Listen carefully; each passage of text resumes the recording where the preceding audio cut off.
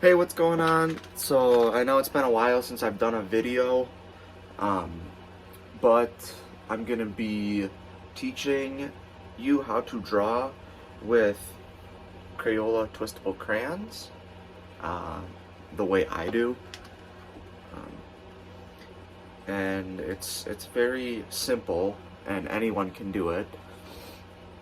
It just takes time and patience, and pretty much you just want to be layering your colors.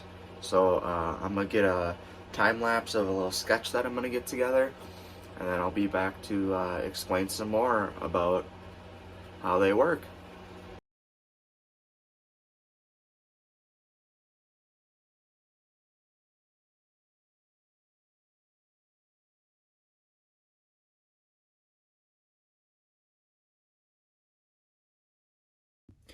Alright, so now we got our sketch. I just drew a quick sketch of Elmo and outlined it. So now I'm gonna take two of my crayons. I like the twistable ones because they're longer than normal crayons, so you can hold them a little better and easier. And so what I do is I usually put the lighter layer down very softly. You want to put these layers down because you're going to be putting multiple layers over each other. And then you'll take the darker one. This is just what I find easier. And then I put a little bit of like a shadow, I guess, kind of to give the picture a little bit of depth. So that's what I usually do. And then I will take my lighter crayon and I will blend the two together, and you just keep doing this over and over till you are satisfied with the color that you have.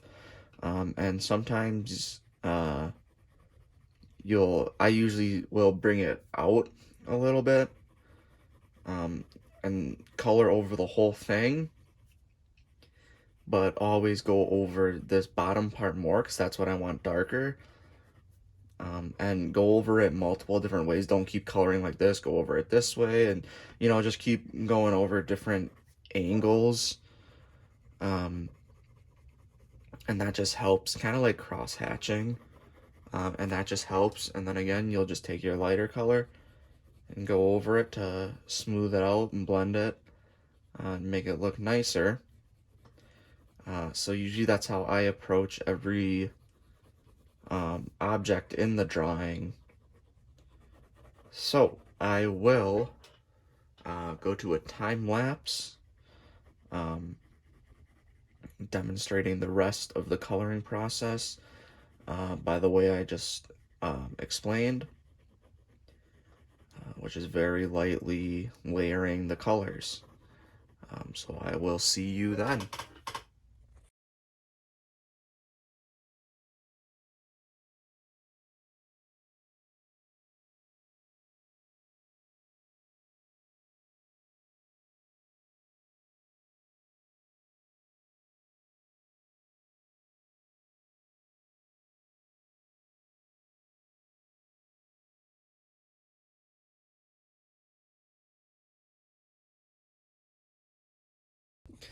Alright, so that is um, pretty much how I use crayons and how I get good results um, from using them. And really, this way of using color, uh, it helps you with patience in art because this way takes a lot of patience and it takes time to build up the color.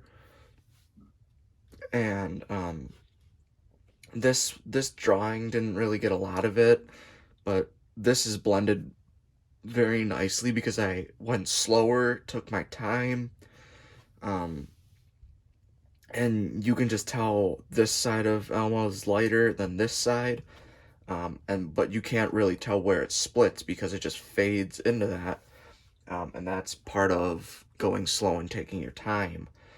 Um, Also, with layering your colors, that helps with color theory and helps you learn which colors can, I guess, like push one more than the other, which colors blend nicer, like this one. Um, Obviously, you can tell it isn't black, but this was just purple and green going over each other multiple times, different ways. Um, because I didn't want to use just straight up black like in the eyes. Um, so I use those two colors to make a darker black type of color.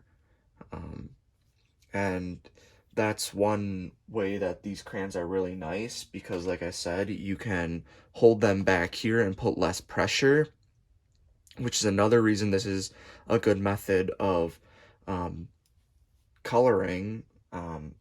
Getting, if you're, especially if you're new, I mean, like I've been doing art my whole life.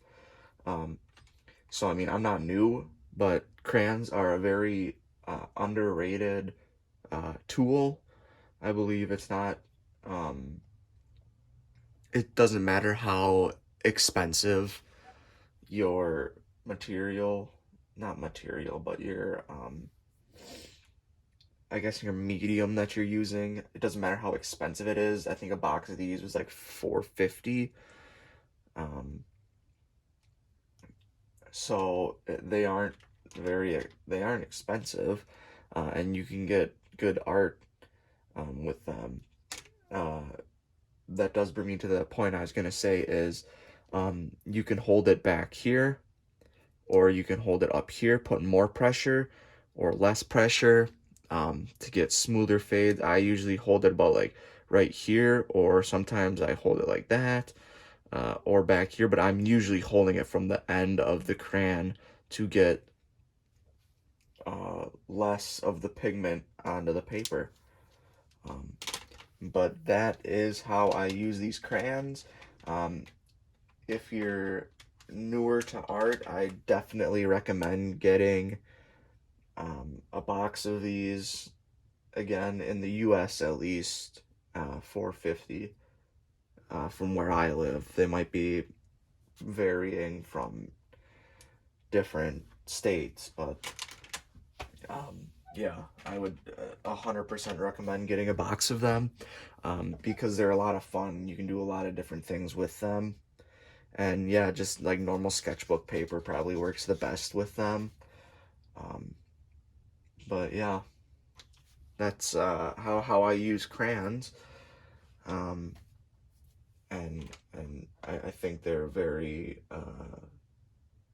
um, underrated, like I said before, and a great tool for starters and just fun to use all around.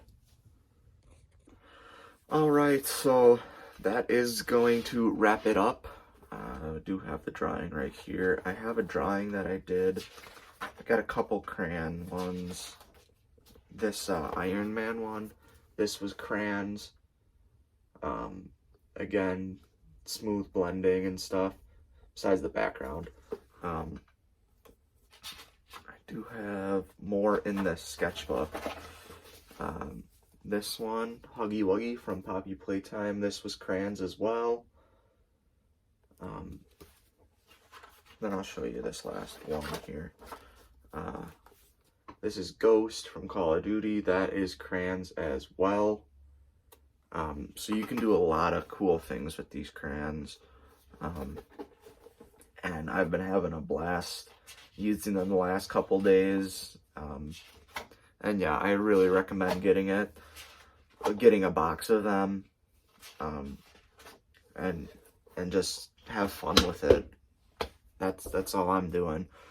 Anyways, thank you guys for watching. Thank you for everyone who's subscribing, all my new subscribers. I'm trying to branch out more, do different things, different types of art, different categories, stuff like that. So I really appreciate everyone who's sticking with me through this, journey. It's been awesome. Thank you guys. Smash that subscribe button, smash the like button. If you want more like tutorials, I can do more. I'd love to do one on the twistable colored pencils, um, or any of my stuff that I have, any of my supplies. But yeah, I'll see you in the next one. Bye!